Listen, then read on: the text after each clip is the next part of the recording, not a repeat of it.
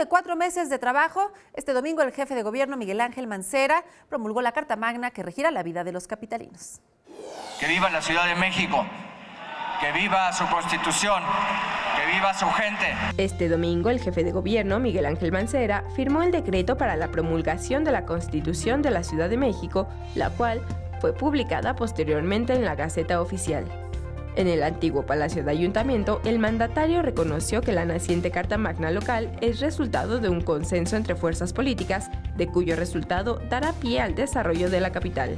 Acompañado de diputados constituyentes, jefes delegacionales, representantes del Congreso de la Unión y de la Asamblea Legislativa, Mancera Espinosa convocó a sus invitados a trabajar de manera conjunta por la ciudad y su refundación. 71 artículos en los que la Ciudad de México apuesta a su desarrollo, a su convivencia, a su vida. Nosotros somos testigos y actores muy afortunados, diría yo, afortunados de ser testigos y actores de este cambio.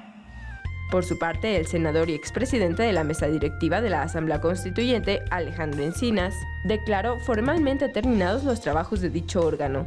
Esto, luego de entregar al jefe de gobierno la Constitución, agradeció a los 100 diputados constituyentes por crear una Carta Magna cuyo centro son los habitantes de la ciudad. Y creo que estamos entregando un muy buen documento para que esta ciudad siga siendo una de las entidades con mayor nivel de desarrollo en el ejercicio de sus derechos, sus libertades. Posteriormente en el Zócalo, el jefe de gobierno presidió un acto conmemorativo del centenario de la Constitución Política de los Estados Unidos Mexicanos, donde aseguró que con la Constitución capitalina ha quedado claro que no se privatizará el agua y que los gobernantes deberán defender a la Ciudad de México, al tiempo que consideró que su contenido consolida a la capital como de libertades y derechos. Con imágenes de Javier Cordero, Andrea Díaz, 21 Noticias.